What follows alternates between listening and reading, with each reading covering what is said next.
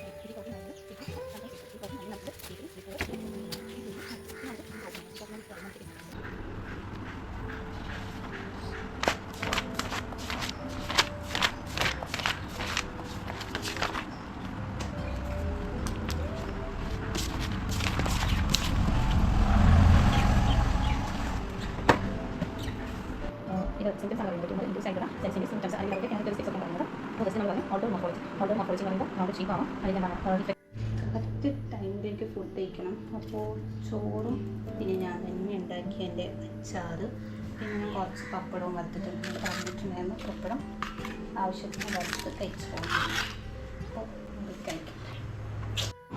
ഇങ്ങനെ ഫുഡ് അടിയും കഴിഞ്ഞു.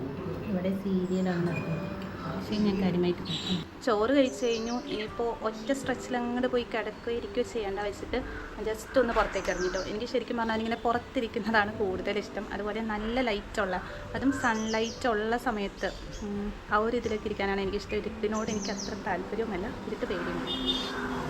അപ്പോൾ നമ്മുടെ മണിക്കുട്ടി ഇതാ പുറത്ത് കിടക്കുന്നു. ഞങ്ങൾ കാണുന്നില്ലല്ലേ, മീറ്റ് നമ്മൾ പുറത്ത് കിടക്കണം. ഇവിടെ കുറച്ച്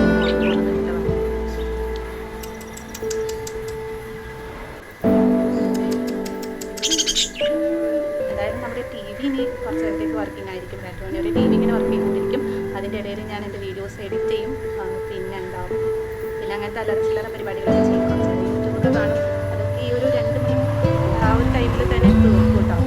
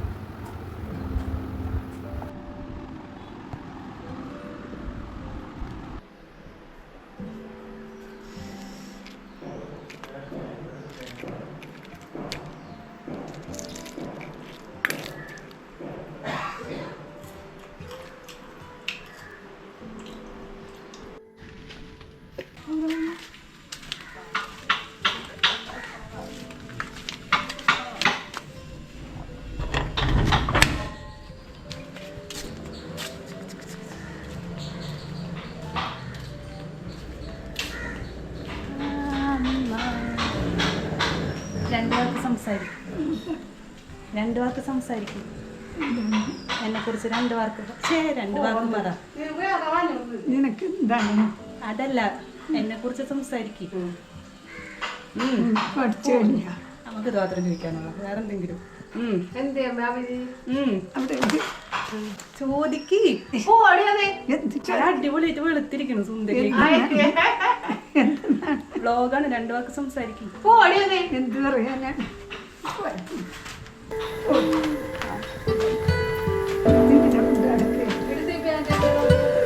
അവിടെ അടുത്ത